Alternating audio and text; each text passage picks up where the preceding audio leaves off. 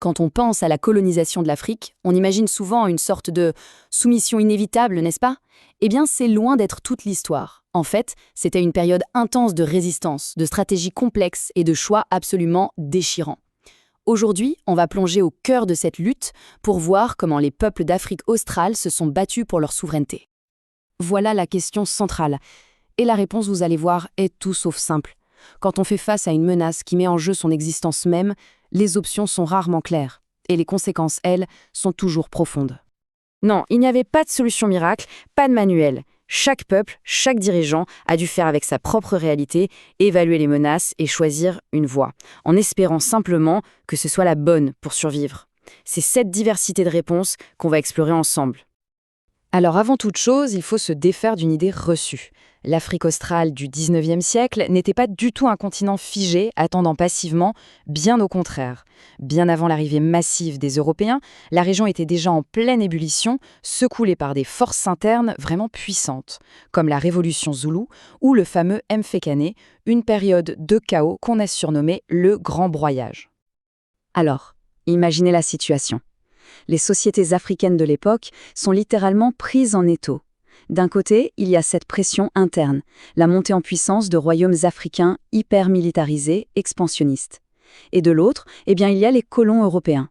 Eux, ils ne sont pas juste de passage. Ils veulent s'installer, prendre les terres, les ressources, et pour s'assurer de leur domination, ils s'arrangent pour que les Africains n'aient pas accès aux armes à feu modernes, tout en étant soudés par cette idée commune de leur propre supériorité. Face à cette double menace, interne et externe, les dirigeants africains sont face à un dilemme terrible. Comment survivre? Quelle est la meilleure stratégie pour protéger son peuple, pour préserver ne serait-ce qu'un bout de sa souveraineté? Chaque décision est un pari risqué. Bon, en gros, 3 grandes stratégies vont se dessiner. La première, c'est l'affrontement direct. La deuxième, c'est la voie diplomatique, en demandant la protection des Britanniques. Et la troisième, c'est l'alliance tactique avec les Européens contre d'autres royaumes africains. Pour cette analyse, on va se concentrer sur les 2 voies les plus opposées et les plus marquantes, le conflit armé et le protectorat. Pour les grands États militaires comme le royaume zoulou ou celui des Ndébélés, la confrontation armée semblait être la seule option, la seule voie honorable.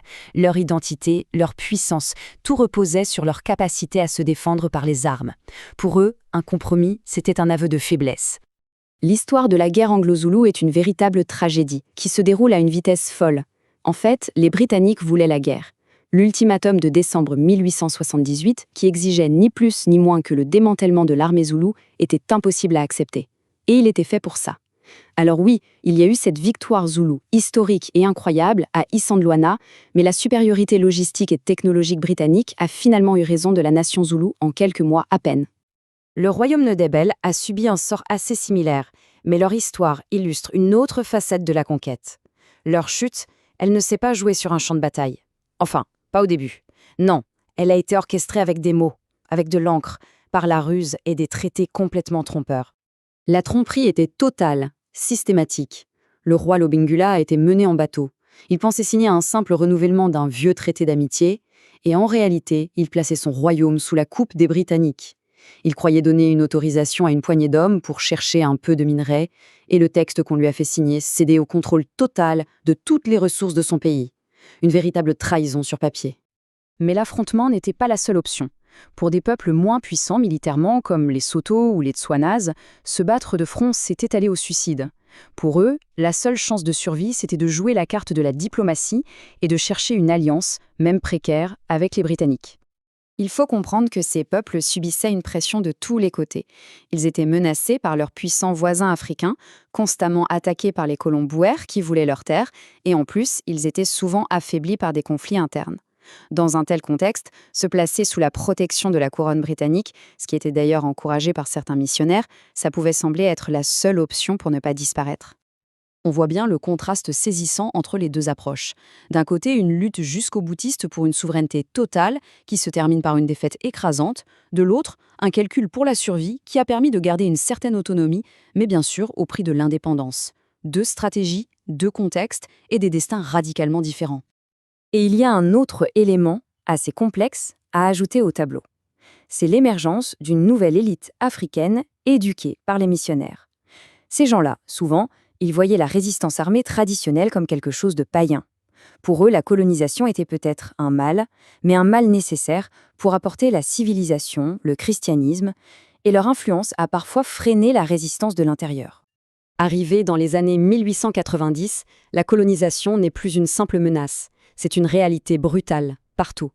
La dépossession des terres, le travail forcé, les impôts, tout ça a créé un désespoir commun. Et c'est dans ce climat qu'une nouvelle forme de résistance va exploser. Une résistance qui va unir des peuples qui se faisaient la guerre avant, le Chimurenga. Pour comprendre ce soulèvement, il faut comprendre le rôle central du Svikiro.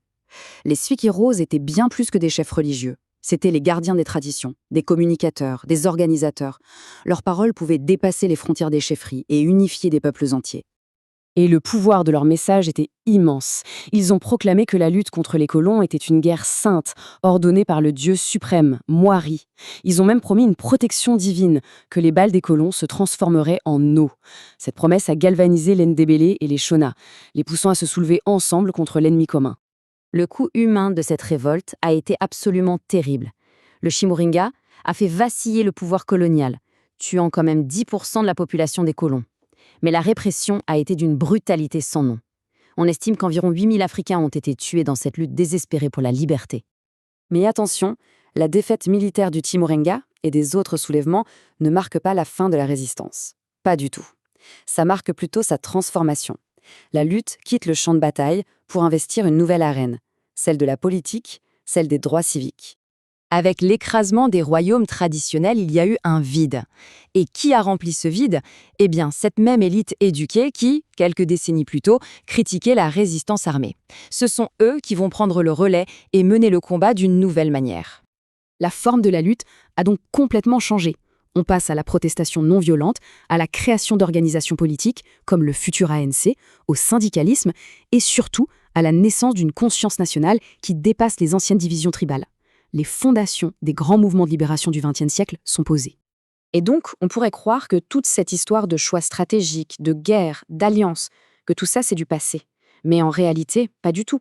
Les frontières qu'on voit aujourd'hui, les rapports de force et même les identités politiques de l'Afrique australe, eh bien tout ça porte encore les cicatrices, l'héritage de ces décisions qui ont été prises il y a plus d'un siècle. C'est une histoire qui continue de résonner et qui mérite vraiment qu'on y réfléchisse.